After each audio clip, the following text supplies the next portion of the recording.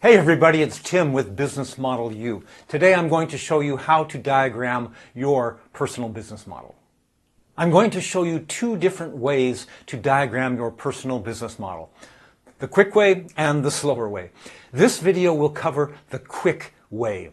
This is appropriate if you're reasonably confident of your current career direction and you want to see some immediate results from a basic redesign. In another video, I'll show you the slower way. This is appropriate if you're looking at a bigger career change, perhaps a promotion or a change at work, switching industries, or maybe even starting your own business. Let's jump right in and use this guy as an example. Oh, you've seen him before. Yes, that's me, and this is my personal business model canvas. I'm going to show you what my canvas was like when I was a university professor. I'll show you both before and after versions. What you are going to draw is your as-is personal business model. In other words, a visual picture of what your career looks like today. For this quick approach, I'm going to suggest that you skip key resources or who you are and what you have. That's because this is a big topic that we'll cover in the comprehensive approach. So, start with key activities or what you do at work. As a university professor, I taught, I wrote, and I did community service. These are three activities that most university professors do. When you diagram your first as-is personal business model, I suggest you eliminate all but one. Focus on the single most important activity you do at work. For me, that was teaching. Teaching was the single most important activity for me, and it was the most fun. Next, let's look at customers. I had three customer segments: students, faculty and administration, and the community. And these corresponded to the three activities. Okay? But once again, I'm going to pick the single most important customer segment, which for me was students. I love teaching students, and I feel that's the most important role of a university professor.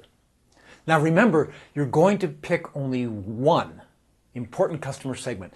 In each building block in your personal business model, you want to have only one word or one short phrase. You'll see why this is important later on. Now let's look at value provided, or how you help. This is the most important and the most challenging building block of all. It's easy to confuse activities with value.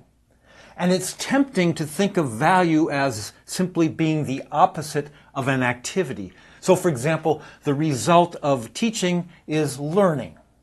It would be easy for me to say, well, the value I provide is learning.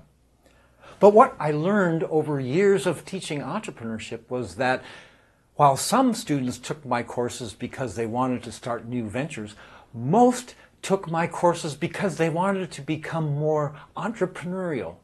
They wanted to progress in their careers.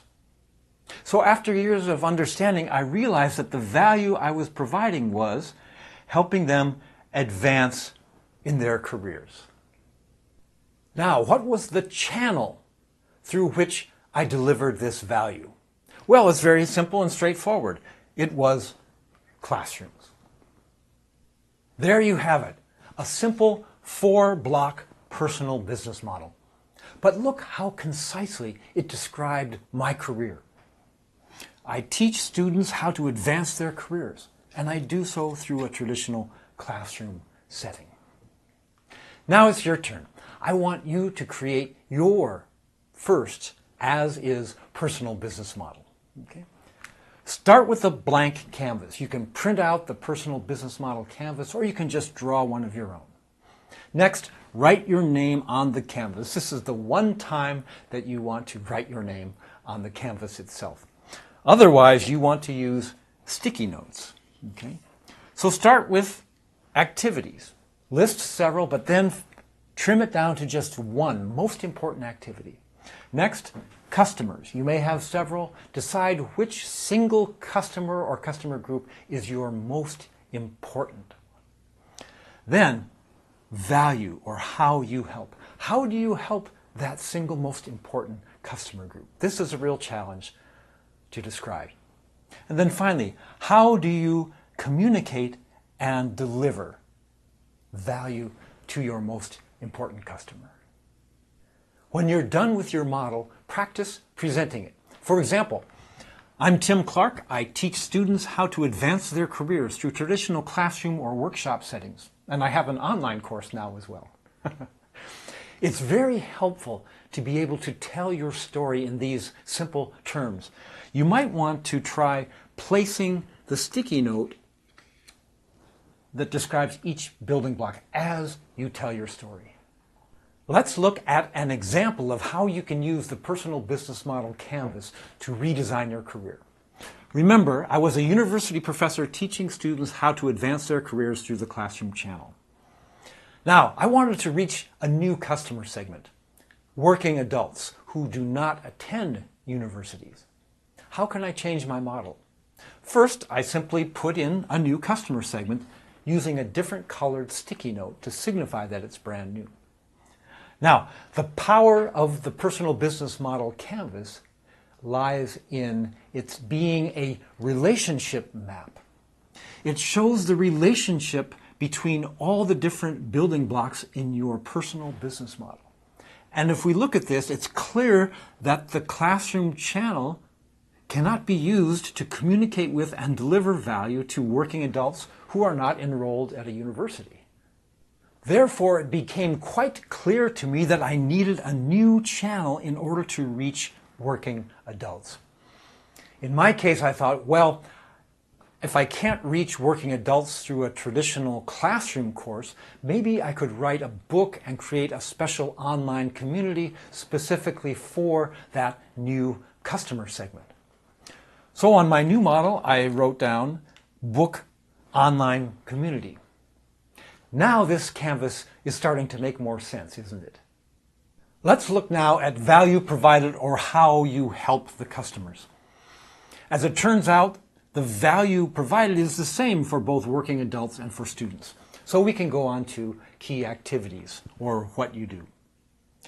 Now, to create a book and a new online community implies that there's going to be some new activities. As I discovered, books do not write themselves.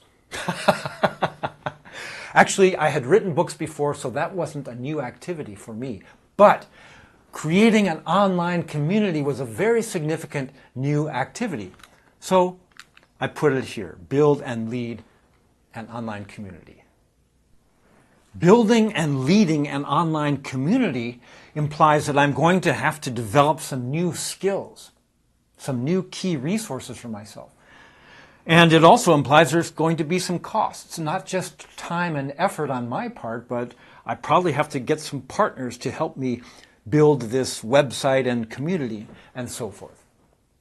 Let's review this redesign process. You can start in any building block. If you're not making enough money, you can start in revenue and what you get. If you're traveling too much, you can start in costs, or what you give to work. In my case, I started with a new customer. So, look at the modification and then trace the changes that are implied by that modification. Here we saw that the classroom channel would not reach or communicate with working adults, so we added the book and online community. The value proposition was the same, but creating this new channel requires some new activities here. Okay? And then we could continue to trace through resources, costs, partners, and so forth. I know this looks very easy and straightforward when you see it here, but it's challenging.